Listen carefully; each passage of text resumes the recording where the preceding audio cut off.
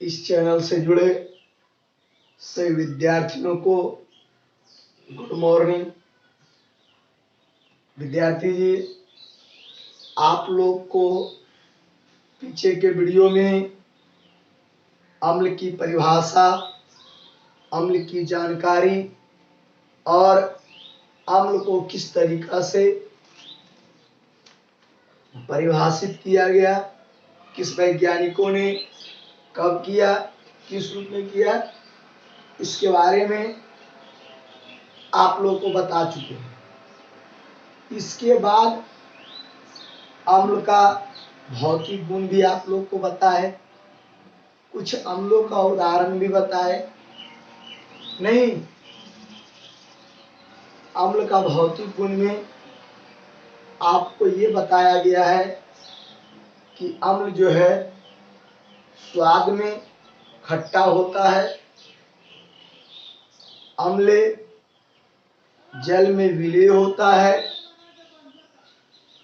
अम्ल ठोस द्रव गैस में होता है, जिसमें आपको बताए कि ज्यादा करके अम्ल द्रव अवस्था में, उससे कम ठोस अवस्था में और उससे कम गैस में।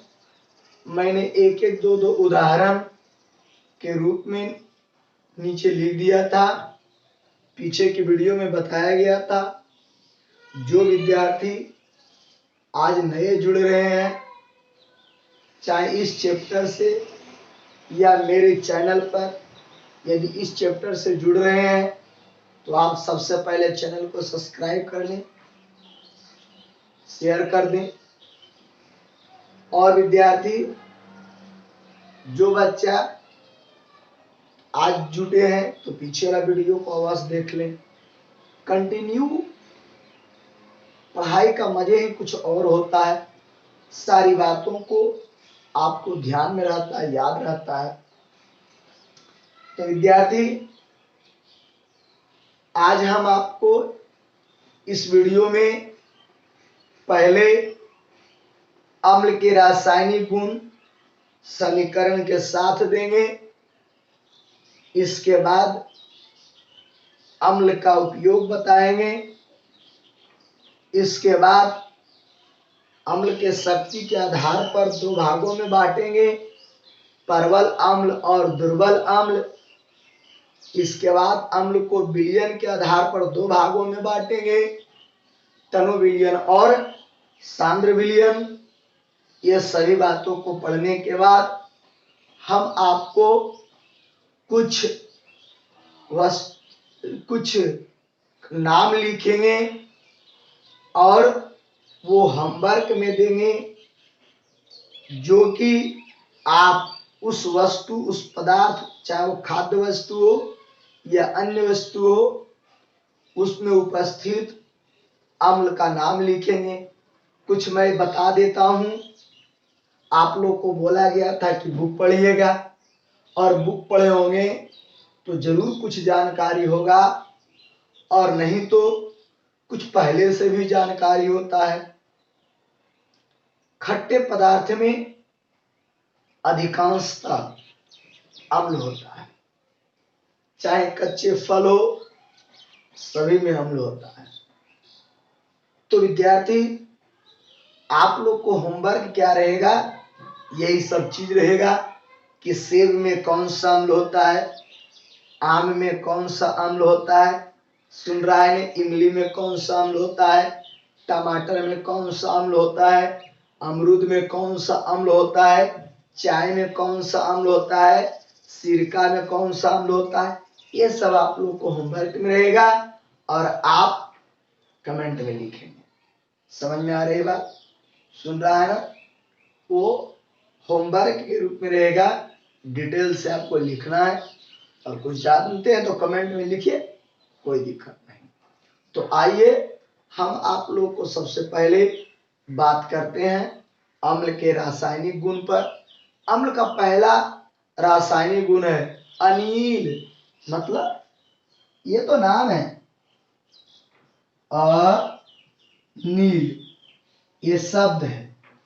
अम्ल का रासायनिक गुण है अनील। अ का मतलब आम्ल, नी का मतलब नीला और ला का मतलब लाल। अम्ल जो है नीले लिटमस पत्र को लाल कर देता है। समझ में आई बात? अम्ल जो है नीले लिटमस पत्र को लाल कर देता है, यानी रंग में परिवर्तन। आप लोग को विद्यार्थी जी एक्सरसाइज फर्स्ट केमिकल रिएक्शन पढ़ाया गया था, तब उसमें रासायनिक परिवर्तन में यह परिवर्तन भी लिखाया गया था कि जब दो पदार्थों के बीच रासायनिक अभिक्रिया होती है तो उसकी अवस्था में परिवर्तन होता है, रंग में परिवर्तन होता है, ताप में परिवर्तन होता है, गैस का उत्सर्जन होता है। ये सब बात बताया गया था। समझ रहे बात? तो यहां पर लिटमस पत्र जो है पौधे की पत्तियां है, लाइकेन पौधे की पत्तियों के रूप से ये नीले लिटमस पत्र और लाल लिटमस पत्र दो रूप में होती है। इसे प्राकृतिक सूचक भी कहा जाता है। यहां पर हम आप लोग को दो प्रकार के सूचक के बारे में बात करेंगे, एक रंगीय सूचक, एक गंधीय सूचक। एक गंध को जांच करने के लिए प्रयोग किए जाने वाले सूचक को गंधीय सूचक कहते हैं और रंग को परिवर्तित करने वाले बदलने वाले सूचक को रंगीय सूचक कहते हैं। तो लिटमस पत्र जो है विद्यार्थी वो एक प्रकार का रंगीय सूचक है, इसको प्राकृतिक सूचक भी कहते हैं। कभी कलाल क्वेश्चन में पूछ देता है प्राकृतिक सूचक का नाम लिखे तो लिटमस पत्र प्राकृतिक सूचक है, हल्दी प्राकृतिक सूचक है, लाल गोभी प्राकृतिक सूचक है, सलजम प्राकृतिक सूचक है। समझ रहे विद्यार्थी? ये सब प्राकृतिक सूचक का अंतर्गत उदाहरण है। तो आई विद्यार्थी अनिल शब्द का मतलब आपने समझ गया है, यानी ये रासायनिक परिवर्तन का सबसे पहला परिवर्तन है कि अम्ल जो होता है वो नीले लिटमस पत्र को लाल कर देता है, परंतु लाल लिटमस पत्र पर इसका कोई प्रभाव नहीं होता है। परंतु लाल लिटमस पत्र पर इसका कोई प्रभाव नहीं होता है। तो ये याद रखिएगा पहला। दूसरा, इसका दूसरा, ये तो पहला था और अभी दूसरा रासायनिक गुण क्या है कि अम्ल जो होता है वो धातु के साथ अभिक्रिया कर हाइड्रोजन को निष्कासित करता है, हाइड्रोजन को निष्कासित करता है। आप लोग परिभाषा में देखे होंगे, लिखे होंगे। और ये कल डेवी साहब के बातों में भी तो था कि अम्ल वह पदार्थ है जिसमें हाइड्रोजन की उपस्थिति है, जिनके बातों को समर्थन नहीं किया गया था। इसके बाद लिविंग नामक वैज्ञानिक ने इसी बातों को स्पष्ट कर करके लिखा और समर्थन भी मिला कि अम्ल वह पदार्थ है जिसमें हाइड्रोजन की उपस्थिति है और इस हाइड्रोजन को धातु द्वारा विस्थापित किया जाता है। तो जब वो विस्थापित होता है तब वहां से हाइड्रोजन गैस बन करके निकलता है, चोरी करके नहीं निकलता है, गैस बन के निकलता है। और साथ ही साथ जब ये गैस बनती है ना और निकलता है तो पॉप ध्वनि के साथ वहां से निकलता है, इसमें ध्वनि उत्पन्न होती है। समझ रहे विद्यार्थी? फटफट, जब उस गैस को जलाइएगा तो फटफट की आवाज उत्पन्न होती है। हम प्रयोग में इसमें बताएंगे लास्ट में। तो ये रहा आपका दूसरा बात कि विद्यार्थी धातु अम्ल के साथ अभिक्रिया कर हाइड्रोजन गैस विस्थापित करता है। यही चीज आप लोग को पहला चैप्टर में पढ़ाया गया होगा विस्थापन अभिक्रिया में। आप विस्थापन अभिक्रिया को जब देखिएगा तो परिभाषा के बाद रासायनिक समीकरण का उदाहरण तो रहेगा, एक धातु रहेगा और एक अम्ल रहेगा। धातु अम्ल के साथ रिएक्शन जब करता है, अभिक्रिया करता है, तब विद्यार्थी हाइड्रोजन गैस निष्कासित होता है। दूसरा हुआ। तीसरा हुआ कि अम्ल जो होता है जल में विलय होता है। ये तो आपने कल फिजिकल प्रॉपर्टी में पढ़ा, भौतिक गुण में पढ़ा। अब विद्यार्थी ये जल में घुलता है और आयनों में टूट जाता है। यानी अम्ल हाइड्रोजन आयन देता है। यह किस वैज्ञानिक ने कहा था? पता है? नहीं पता है? मैं बता रहा हूं। यह परिभाषा के रूप में, अम्ल के रूप में, यह परिभाषा के रूप में आया था अम्ल में, कि अम्ल में हाइड्रोजन है और इस अम्ल को यदि जल में डाला जाता है तब वह आयनों में अपघटित हो जाता है, वियोजित हो जाता है, टूट जाता है। इसे जल अपघटन भी कहते हैं, है ना? जल अपघटन भी कहते हैं। इसका परिभाषा के रूप में जो दिया जाएगा मैं अभी समीकरण के रूप में दूंगा, तो याद रहे विद्यार्थी। सबसे पहला क्या, फिर भूल गए? तो सबसे पहला क्या है कि यह नीले लिटमस पत्र को लाल कर देता है। दूसरा क्या था? दूसरा, धातु अम्ल के साथ अभिक्रिया कर हाइड्रोजन गैस मुक्त करता है। तीसरा क्या है? जल में घुलकर हाइड्रोजन आयन देता है। और चौथा बात इसमें है विद्यार्थी जी, यह भी आप लोग पढ़ चुके हैं। आप लोग रासायनिक अभिक्रिया में द्विविस्थापन अभिक्रिया पढ़ा होगा, उदासीनीकरण अभिक्रिया पढ़ा होगा। उसमें आप पढ़े होंगे कि जब अम्ल क्षार के साथ रासायनिक अभिक्रिया करता है तो लवण और जल बनाता है। क्या बनाता है विद्यार्थी जी? लवण और जल बनाता है। यानी अम्ल और क्षार के बीच रासायनिक अभिक्रिया होने से लवण बनता है। इस चैप्टर में हम लोग को लवण बनाने के जब विधि आएगा तो इस बातों को, चौथा नंबर बात को वहां उठा के डाल देंगे, वो लवण बनाने की विधि हो जाएगा। फॉलो किया बात को। और पांचवा बात में आप आ जाइए। पांचवा बात है विद्यार्थी जी, आप लोग ध्यान रहिएगा कि पांचवा बात है, आप लोग पीछे वाला बतिया याद कीजिए। जब तत्वों के वर्गीकरण आप लोग को पढ़ा रहे थे तो बताए थे धातु ऑक्सीजन के साथ अभिक्रिया कर धात्विक ऑक्साइड बनाता है, जिसकी प्रकृति क्षारीय होता है। तो धात्विक ऑक्साइड की प्रकृति क्षारीय।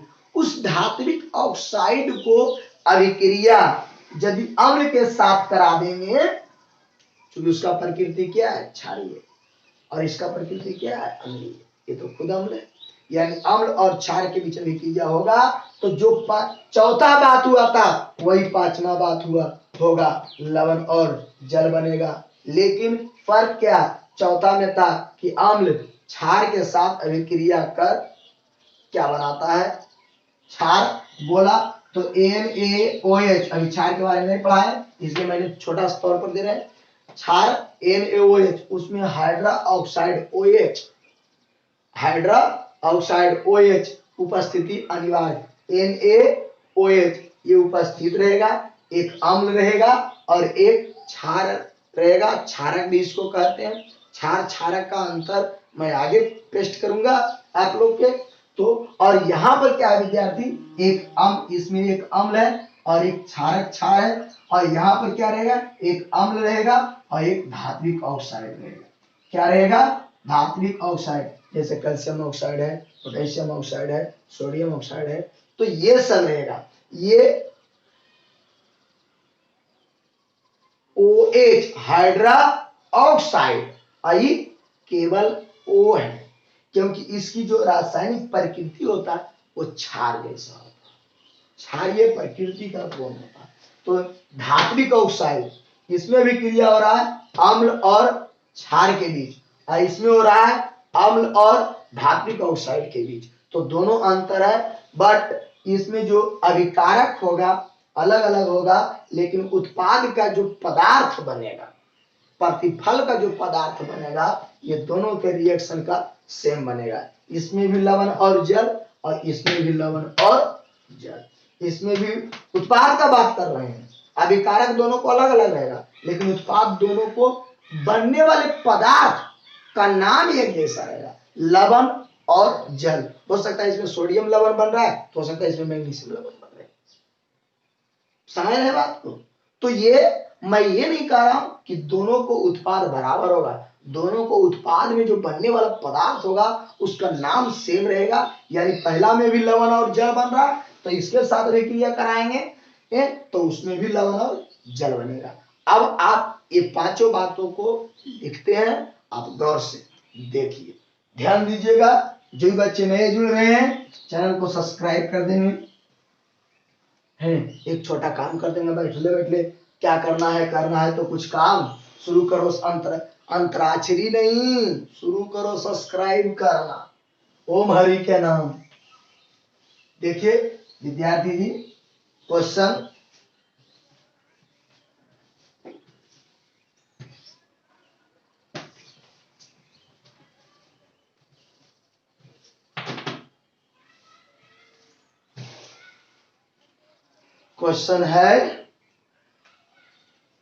क्वेश्चन है, देखिए क्या है, ध्यान दीजिएगा कि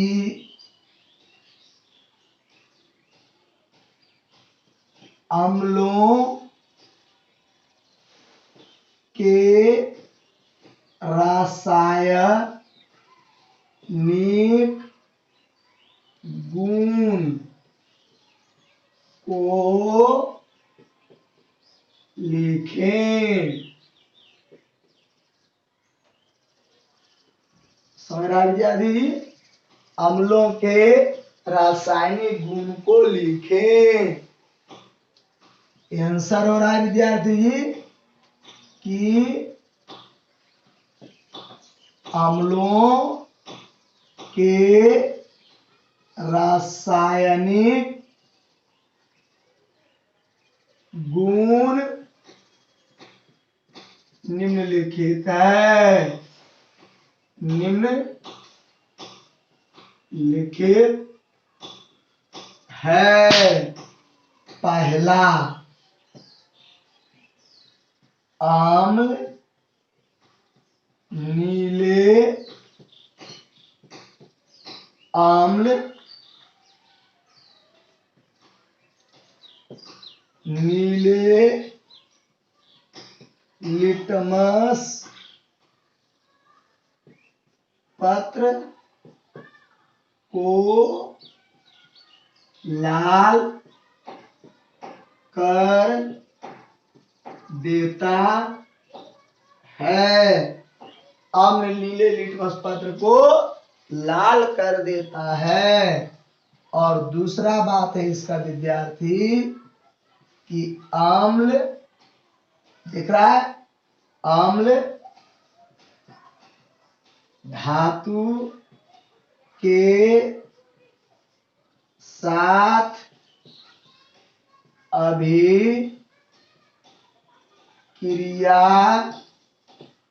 कर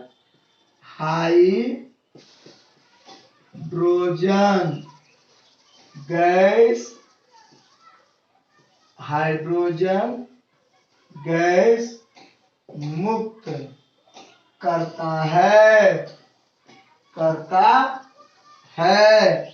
देखिएगा, जाने माने उदाहरण हाइड्रोक्लोरिकम, जाना माना धातु सोडियम, ये आम्ल हुआ, धातु हुआ। आप लोग को अम्ल भी बताए हैं कि जिसमें H की उपस्थिति रहेगा, अम्ल हो गया। और धातु के भी बारे में आपको बहुत पहले बहुत अच्छा तरह से तत्वों के वर्गीकरण में ही मैंने पढ़ा दिया। ये अम्ल है, ये धातु है, अभिक्रिया जब करेगा तो ये लवण बन जाएगा। क्या बन जाएगा? लवण। याद रखिएगा, लवण बनाने के विधि में हम लोग इस बात को लिखेंगे। और हाइड्रोजन गैस हो गया, मुक्त को तीर चिन्ह ऊपर देंगे। आप लोग को याद है, ये सब बतिया पहले ही बताए हैं। तो विद्यार्थी जी, बैलेंस चेक करेंगे। बैलेंस कैसे चेक करेंगे? स्टार 120 ना, गिन करके 2 हाइड्रोजन 1 हाइड्रोजन 2 लगा दिया तो 2 क्लोरीन, यहाँ 2 लगा दिया तो 2 सोडियम, यहाँ 2 लगा दिया। बैलेंस होना बहुत जरूरी है। यदि मान लिया जाए कि हमसे नजर चूक हो जाए और बैलेंस यहाँ से ना कर करके बताएं, तो आप लोग से निवेदन है, रिक्वेस्ट है कि मैं बता चुके हैं, उन बातों को पीछे वाले में गौर से देखें, सीख जाइएगा और बैलेंस करके जरूर लिखिएगा। जब भी केमिकल प्रॉपर्टी लिखी जाती है तो उसका रिएक्शन होना अनिवार्य है।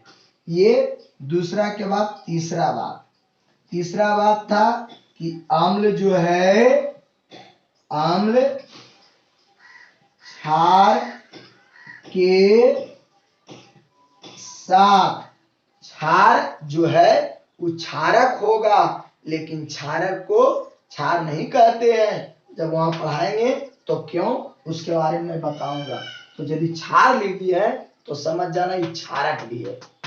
अम्ल क्षार के साथ अभिक्रिया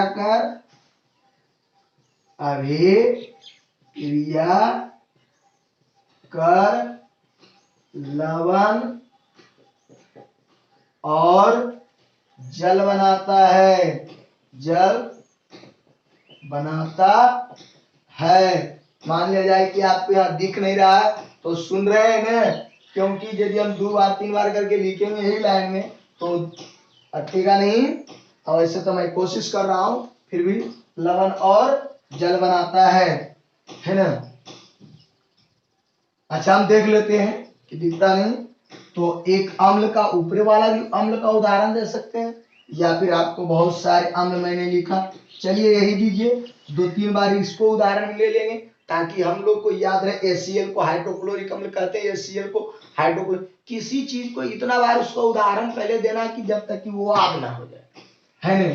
अब क्षार बहुत जाना माना पहचाना हुआ, ये क्षार है, ये आपको अम्ल है लिख दिया कीजिएगा नीचे, और ये क्षार भी है, इसी को क्षारक भी कहते हैं, इसी को भस्म। समझ रहे विद्यार्थी, है ना। जो क्षारक है वही भस्म, ये दोनों एक ही शब्द है, समझ रहा है ना। लेकिन ये थोड़ा अंतर होता है, मैं इसके बारे में तुरंत बात कर रहे हैं, समझ में आएगा जरूर।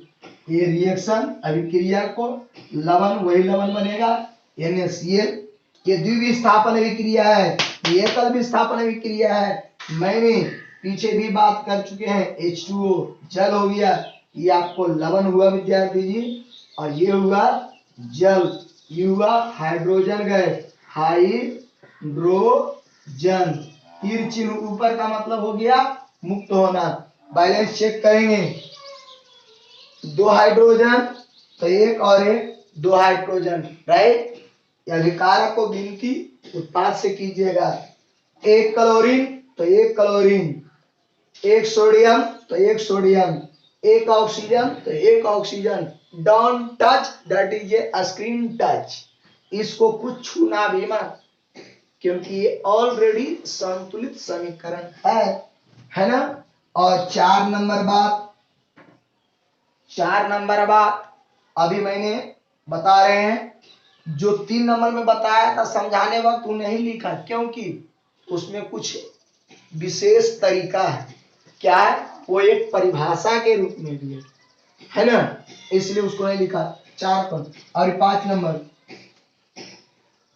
अम्ल धात्विक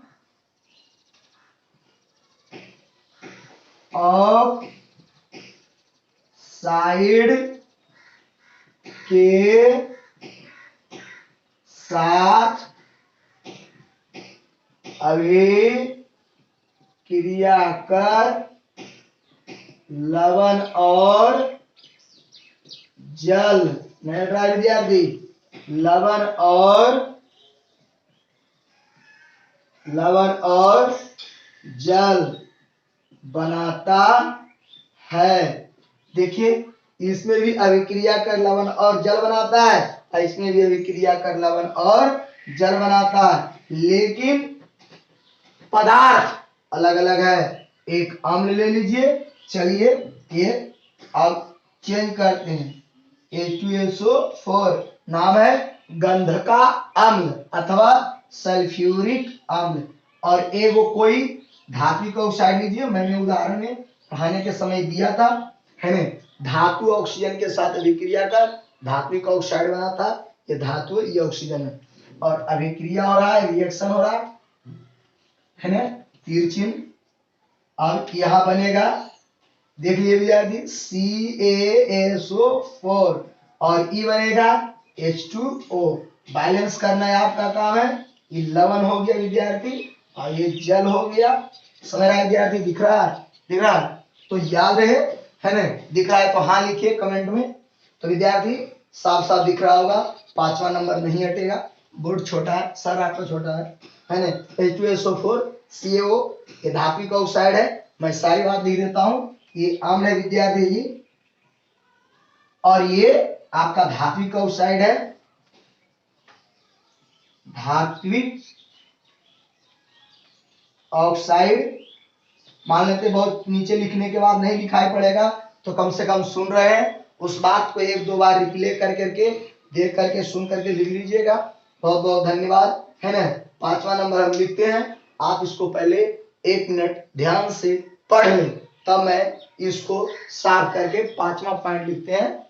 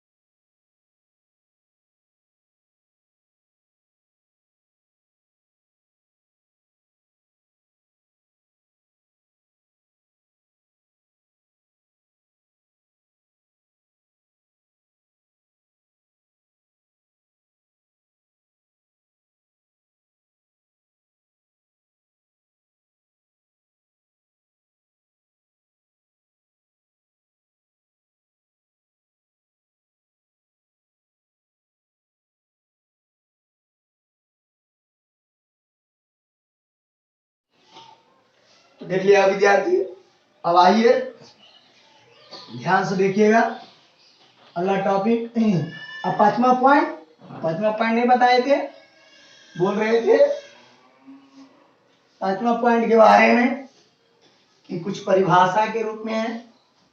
तो यह परिभाषा आपको गुण में भी आ जाएगा, परिभाषा भी आ जाएगा, याद रखिएगा, है ना? यह परिभाषा को अर्हेनियस नामक वैज्ञानिक ने दिया है, और वो है क्या, सो मैं बता रहा हूं, बता चुके भी हैं कि अम्ल जल में घुल करके आयनों में टूट जाता है, आयनों में टूट जाता है। इसलिए इसका जलीय विलयन विद्युत का सुचालक होता है।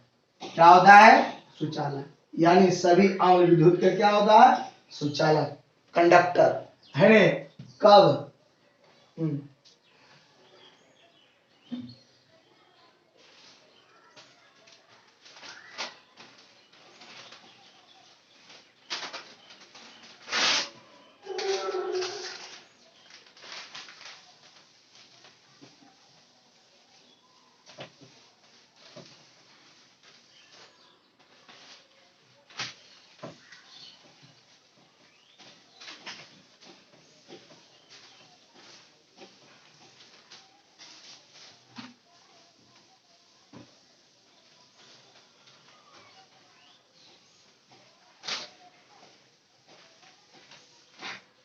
देखिए विद्यार्थी जी,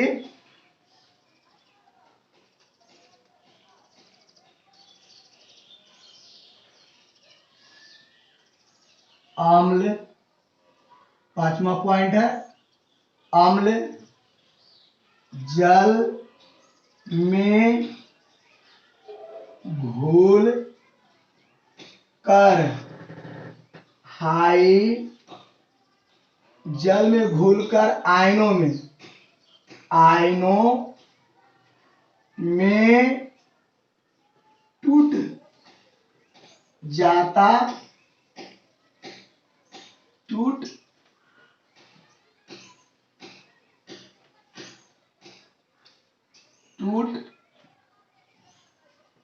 जाता है।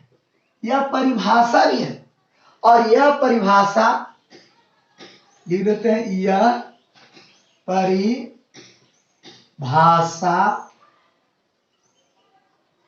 आर्हेनियस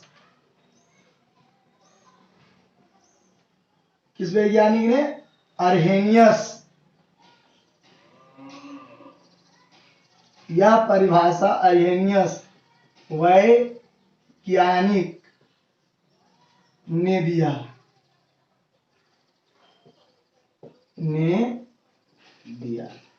याद रहे, ये परिभाषा भी है कि अम्ल जल में घुलकर आयनों में टूट जाता है। यह किसने कहा? चूंकि अम्ल की जितनी भी परिभाषाएं हैं वो उसके गुण के आधार पर है, तो यह गुण के बारे में भी किसने दिया? तो आर्हेनियस। अम्ल का इस परिभाषा किसने दिया? आर्हेनियस साहब ने।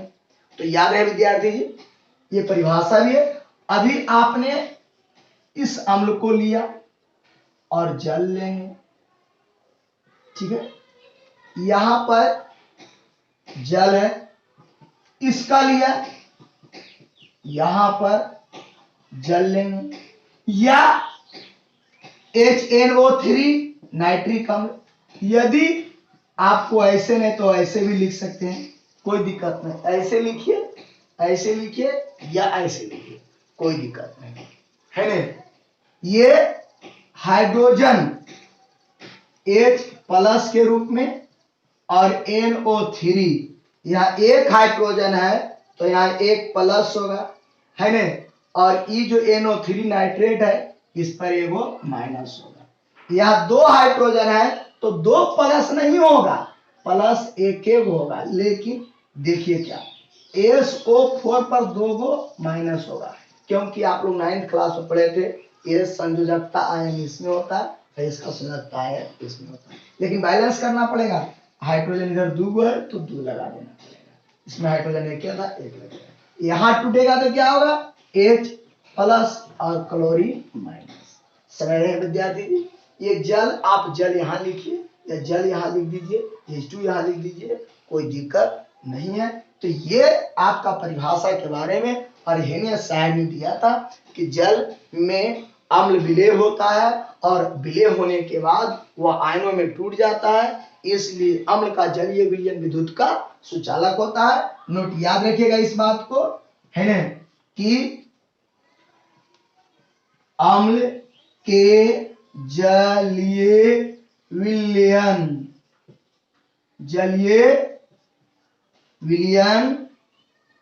विद्युत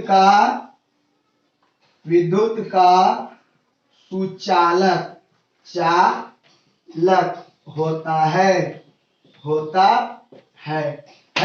इसी के विलयता के आधार पर प्रबल अम्ल और निर्बल अम्ल चुना जाता है। आइए अब हम इसका बात करते हैं पहले उपयोग पर, और यहीं से बात करते हैं, इसी चीज को समझाए हुए पर बात करते हैं प्रबल और निर्बल। यदि जो अम्ल पूर्णतः हाइड्रोजन आयन देगा, पूरा से पूरा हाइड्रोजन आयन देगा, जल में घुलकर पूर्णतः हाइड्रोजन आयन देगा तो वो प्रबल अम्ल होगा, और यदि आंशिक रूप से हाइड्रोजन आयन देगा तो निर्बल अम्ल होगा। इस बात को याद रखिएगा। मैं यहाँ तुरंत उपयोग के बाद मैं वहीं जाऊंगा, प्रबल अम्ल और निर्बल अम्ल, मैं वहां जाऊंगा और आप जहां है वहीं पर रहेंगे। तो याद रहे, ये 5 गो पॉइंट मैंने गुण में लिख दिया, रासायनिक गुण में। फिर से सुन लीजिए, पहला होगा यह नीले लिटमस पत्र को लाल कर देता है। दूसरा होगा विद्यार्थी कि आपको याद होगा कि धातु के साथ अभिक्रिया कर हाइड्रोजन कह देता है। तीसरा था विद्यार्थी, अम्ल के साथ क्षार या क्षारक अभिक्रिया करता है तो लवण और जल बनाता है। चौथा होगा विद्यार्थी, अम्ल जो है धात्विक ऑक्साइड के साथ अभिक्रिया कर लवण और जल बनाता है। उत्पाद का सेंटेंस यार सेम है ना। और पांचवा बात आया विद्यार्थी जी, अम्ल जल में घुलकर हाइड्रोजन आयन देता है, इसलिए इसका जलीय विलयन विद्युत का सुचालक होता है, अर्थात जो अम्ल है वो विद्युत का सुचालक है। समझ में आएगा? इसी गुण के कारण इसका उपयोग बैटरियों में किया जाता है। बैटरियों में, क्योंकि आगे मैं उपयोग लिखाने वाले हैं तो इस बात को याद रखिए। सर है, आप इसको गौर से देख लें 20 सेकेंड।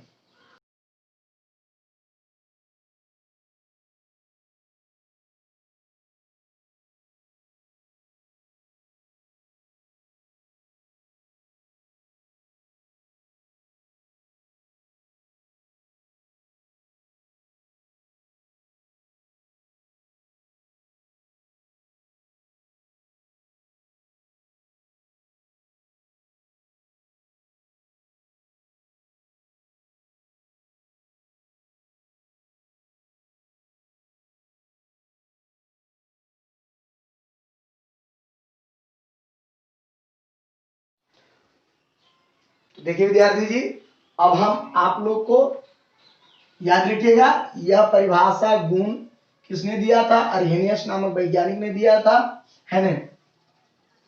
देखिए अब आगे मैं बता रहा हूं, उसको सही बच्चे ध्यान से देखेंगे, सुनेंगे। क्वेश्चन है कि अम्ल के उपयोग को लिखे।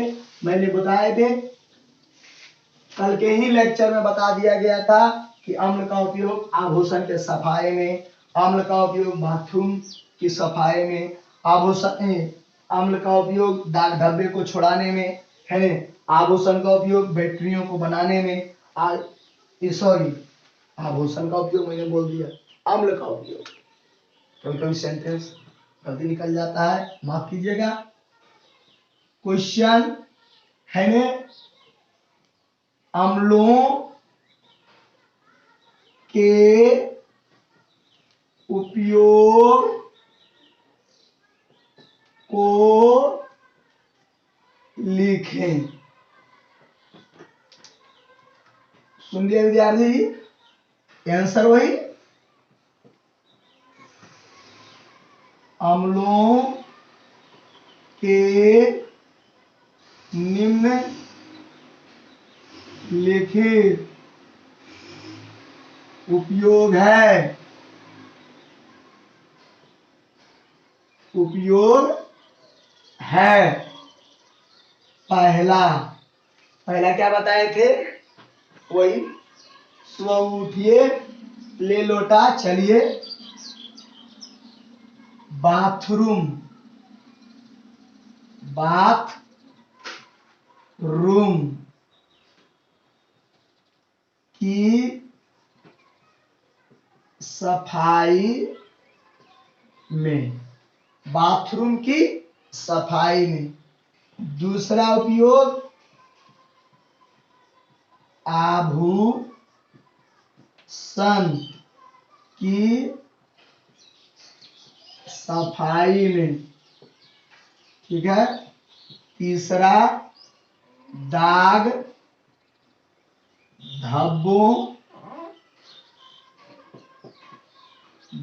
धब्बों को साफ करने में, कहीं पर दाग लग जाता है तो निर्मल अम्ल, साइट्रिक अम्ल, ऑक्जेलिक अम्ल, ये सब अम्लों से साफ किया जाता है। चौथा खाद बनाने में ज्यादा करके इसका उपयोग होता है, H2SO4 का, है ना। पांचवा विस्फोटक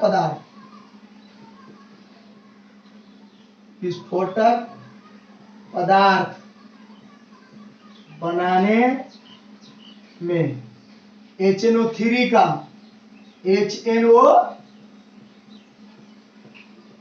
नाइट्रिक अम्ल। एक और ले देते हैं, रंग उद्योग में, यानी रंग बनाने में। और बैटरी वाला भी नहीं लिखा, लिख लेते हैं विद्यार्थी, बैटरी बनाने, बहुत हो गया। एक चीज देखिए, कभी कभी घरेलू उपयोग पूछता है, कभी कभी औद्योगिक उपयोग पूछता है। तो आप देख लीजिए, घर में हम लोग बाथरूम की सफाई करते हैं, आभूषण को सफाई करते हैं, दाग धब्बे छुड़ा सकते हैं। तो ये तीन को आप जो देख रहे हैं, ये हम लोग को घरेलू उपयोग हो गया, समझ रहे हैं बात को। और इधर जो खाद बनाना, विस्फोट पदार्थ बनाना, बारूद, रंग बनाना, बैटरी बनाना, ये सबसे कल कारखाने, उद्योग चलते हैं, धंधे चलते हैं, तो ये सब औद्योगिक उपयोग हो गया। तो बहुत बढ़िया बात कि हम लोग को एक सादे सब सदे सब लिखा गया। तो याद रहे, ये अम्ल का उपयोग, अम्ल का परिभाषा हुआ, अम्ल का उदाहरण हुआ, अम्ल का भौतिक गुण हुआ, अम्ल का उपयोग हो गया। अब हम लोग परवल अम्ल और निर्वल अम्ल के बारे में बताते हैं। 20 सेकेंड पढ़ लें।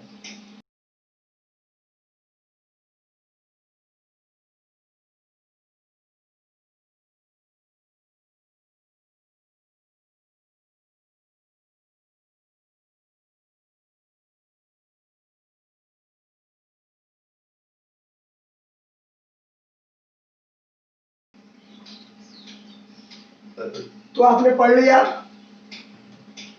सातों को अम्ल का उपयोग। अब हम लोग आ रहे हैं प्रबल अम्ल, दुर्बल अम्ल। तो जो आपको पीछे जस्ट पीछे आपको बताए हैं पांचवा में, जो जल में घुलकर पूर्णतः हाइड्रोजन आयन देता है, वो हो जाएगा क्या चीज? प्रबल अम्ल। समझ रहा है?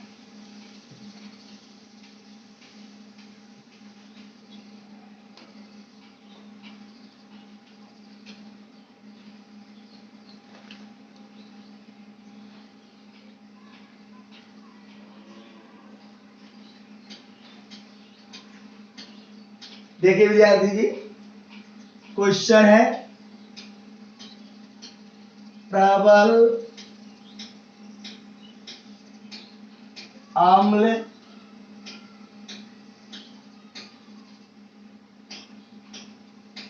किसे कहते हैं? उदाहरण दें। आइए विद्यार्थी जी आंसर लिखते हैं। वह अम्ल जो जल में घुलकर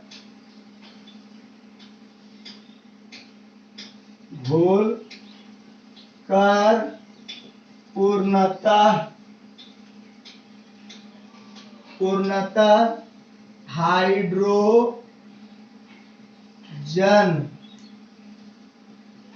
आयन प्लस एक पर प्लस हाइड्रोजन आयन देता है, उसे प्रबल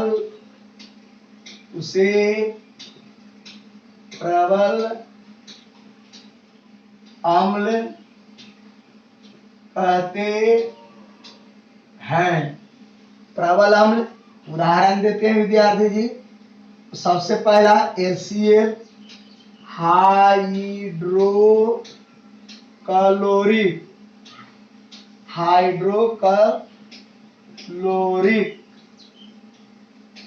अम्ल, ये प्रबल अम्ल के अंतर्गत आते हैं। दूसरा है विद्यार्थी जी H2SO4 सल्फ्यूरिक अम्ल, या इसी को बोलते हैं गंध का अम्ल है ना। और तीसरा विद्यार्थी जी इसका नाम सल्फ्यूरिक अम्ल भी है, HNO3 नाइट्रिक अम्ल। ये सब देख रहा है विद्यार्थी। हाइड्रोक्लोरिक अम्ल, सल्फ्यूरिक अम्ल, नाइट्रिक अम्ल, ये सब कौन अम्ल है? प्रबल अम्ल। अगला क्वेश्चन है विद्यार्थी जी दुर्बल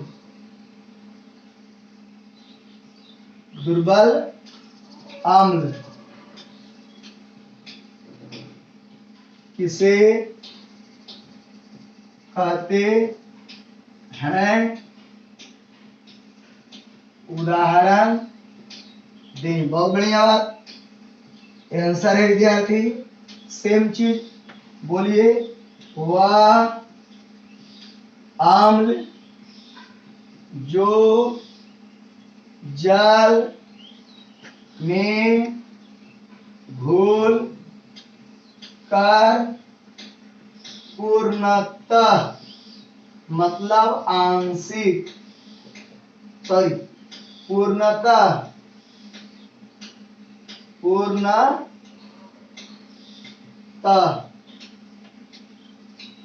वह अम्ल जो जल में घुलकर पूर्णतः हाइड्रोजन आयन नहीं, इसमें नहीं जुड़ जाएगा, नहीं देता है, बल्कि आंशिक रूप में, बल्कि आंशिक रूप में हाइड्रोजन आयन देता है, हाइड्रोजन आयन देता है, उसे क्या कहते हैं? उसे दुर्बल अम्ल, वीक एसिड अम्ल कहते हैं। आइए विद्यार्थी जी, नीचे दिख रहा है,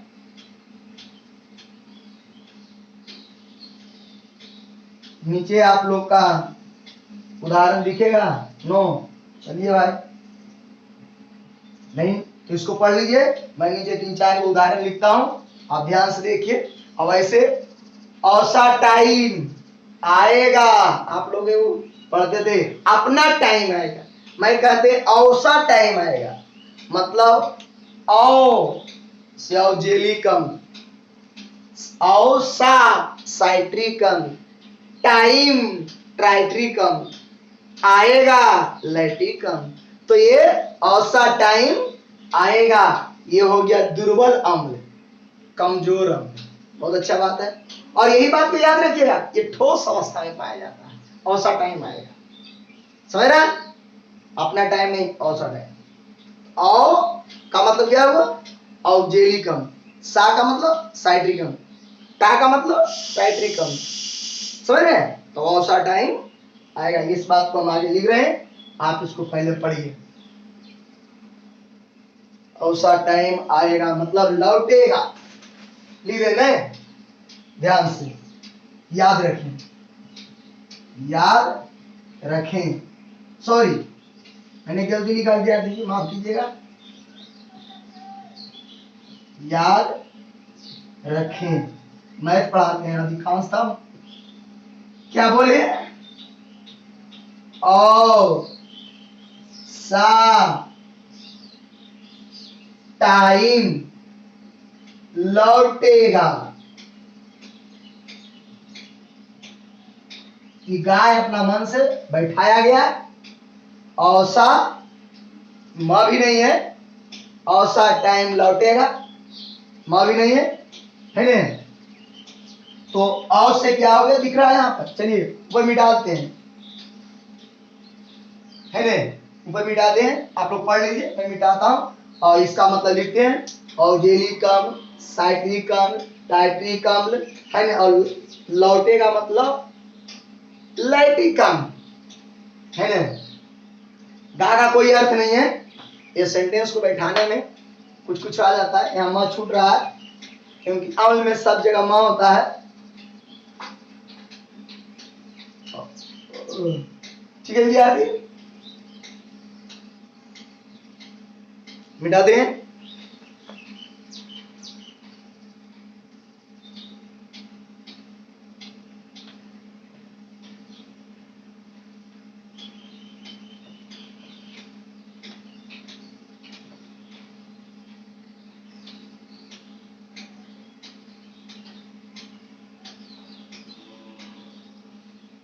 औसा टाइम लौटेगा, कैसा टाइम? स्कूल आने का, ट्यूशन आने का?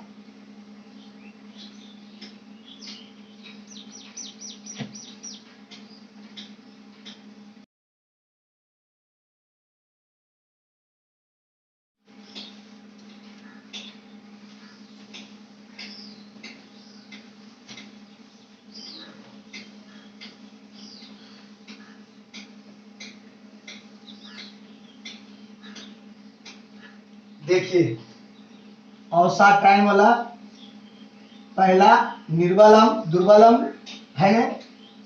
औ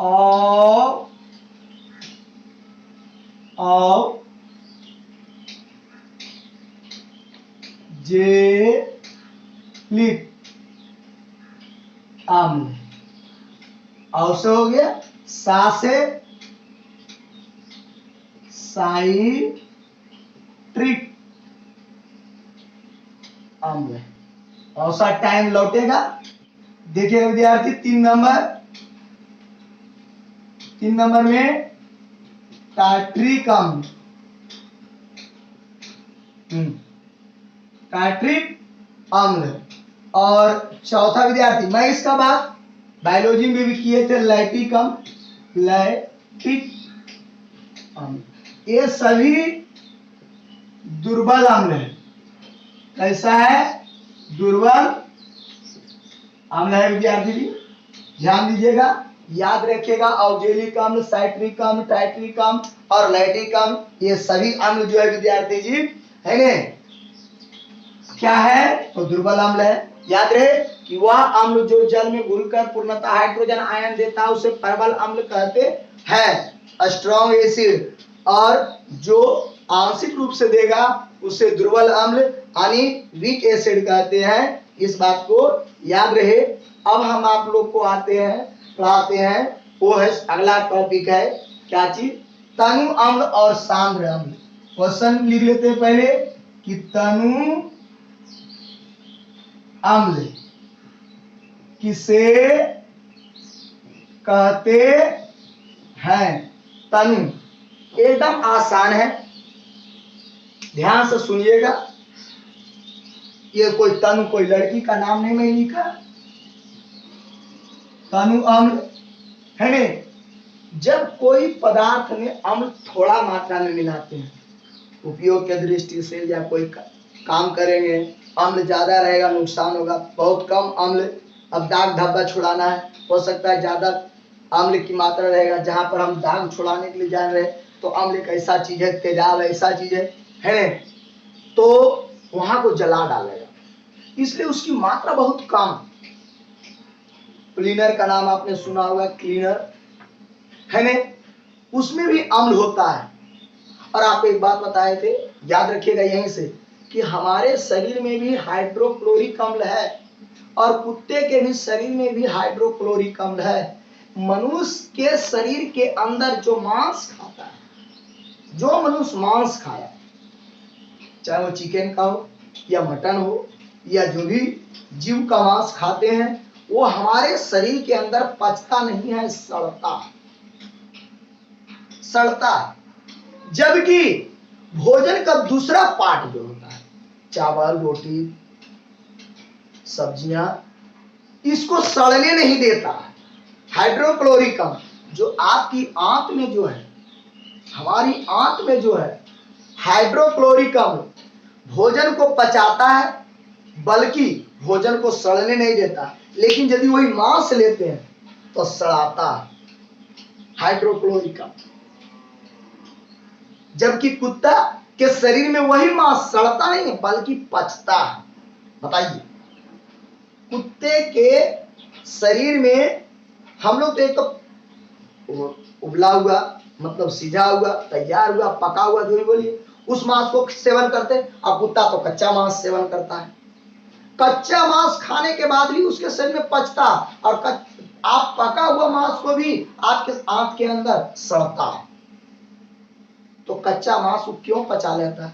क्योंकि उसके शरीर के अंदर जो हाइड्रोक्लोरिक अम्ल है वो सांद्र अम्ल के रूप में। उस क्वेश्चन देंगे यहाँ से कि हमारे कुत्ता हड्डी को चलाकर भी क्यों पचा जाता है, तो उसके आंत में जो हाइड्रोक्लोरिक अम्ल है वो तनु रूप में नहीं है, सांद्र रूप में है, और हमारे शरीर में है वो तनु रूप में है। यानी जब किसी विलयन में अम्ल की मात्रा बहुत कम रहेगा तो उसे तनु अम्ल कहते हैं, और यदि किसी विलयन में अम्ल की मात्रा अधिक होगा तो उसे सांद्र अम्ल कहते हैं। इसका कोई उदाहरण नहीं, क्योंकि विलयन पर निर्भर करता है। समझ रहे विद्यार्थी? तनु अम्ल आंसर में क्या लिखेगा कि वह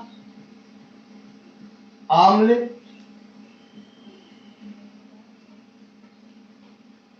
वह विलयन करके लिखिएगा तब अच्छा रहेगा। वह विलयन, वह विलयन जिसमें अम्ल की मात्रा कम या बहुत कम होती है उसे तनु अम्ल कहते हैं। यानी कोई विलयन में अम्ल की मात्रा कम रहेगा तो तनु अम्ल कहलाएगा, और यदि अम्ल की मात्रा विलयन में अधिक रहेगा तो सांद्र अम्ल कहलाता है। सांद्र अम्ल किसे कहते हैं? तो आपका आंसर रहेगा कि वह विलयन जिसमें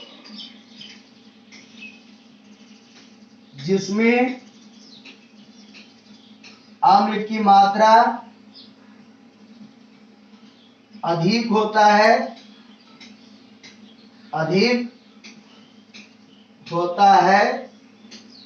उसे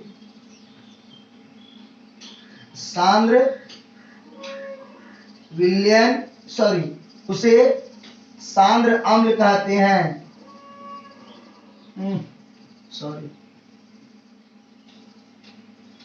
उसे सांद्र अम्ल कहते हैं। समझ रहा? तो जो कुत्ते के हाथ में हाइड्रोक्लोरिक अम्ल वही मनुष्य में भी है, लेकिन उसमें है सांद्र रूप में, और हम लोग को शरीर के अंदर है तनु के रूप में। तो ये था आप लोग का क्वेश्चन। आप इसे गौर से ध्यान से सुनिए और देखिए।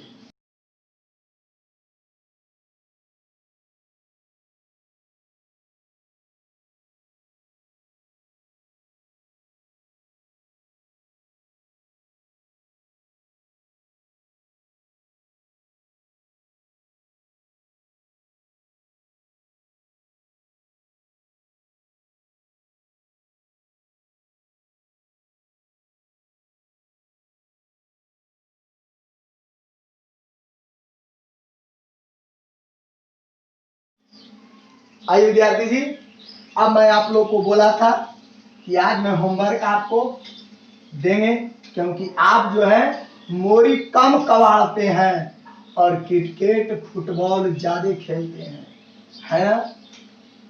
जो जिसका काम है उस काम को भी करें, और साथ ही साथ वक्त मिले मौका मिले तो अभी पढ़ाई भी कर लें, है ना?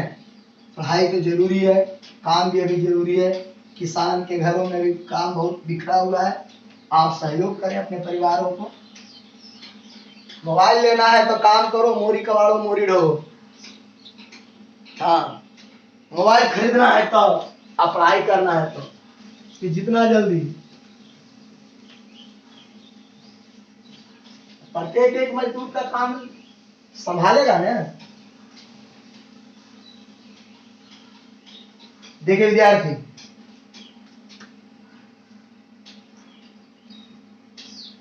ये आप लोग का होमवर्क के रूप में है। क्या बताए थे कि निम्नलिखित में से कौन सा अम्ल होता है, मतलब आपको बताना है कि जो हम लिख रहे हैं इनमें से कौन कौन अम्ल होता है।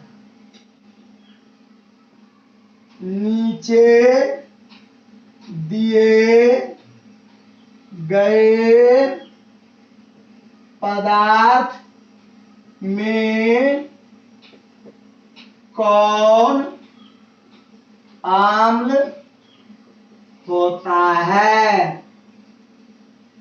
पहला ए फॉर एप्पल सेब, एम फॉर मैंगो और ऑरेंज, संतरा, ई से इमली, पांचवा से टमाटर, ये तो आलू लिखा रहा था, और ये छठा सही की दही, सातवा सिरका, आठवां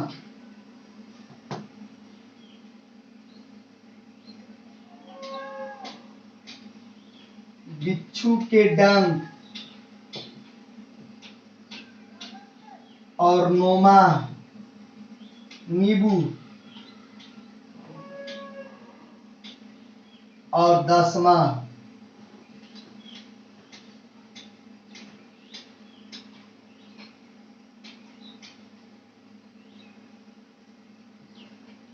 सातवें,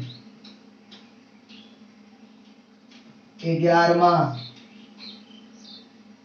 सेब आम इमली मनुष्य मूत्र में, जंतुओं के मूत्र में भी लिख सकते हैं। 12 सेब आम संतरा इमली टमाटर दही सिरका बिच्छू के डंक नींबू आम है और मनुष्य के मूत्र या जंतुओं के मूत्र में आंवला, आंवला। 12 बनाइएगा अपना घारा और बताइएगा हमारा। इसलिए इस चीजों को सभी को याद रखें। और भी क्वेश्चन आपके लिए है? नहीं, जगह तो नहीं है, बोल देते हैं वही जो मैंने पीछे बताया। कुत्ते हड्डी को चबाकर क्यों पचा जाता है? इस क्वेश्चन को भी आपको बनाना है और कमेंट में लिखना भी है। समझ रहे? तो आज इस वीडियो में इतना है, फिर हम लोग अगले दिन इसी खट्टे मीठे चीजों से के साथ मिलेंगे। तब तक सभी विद्यार्थियों को धन्यवाद और इस चैनल के साथ जुड़े हुए सभी विद्यार्थियों को एक साथ जय हिंद।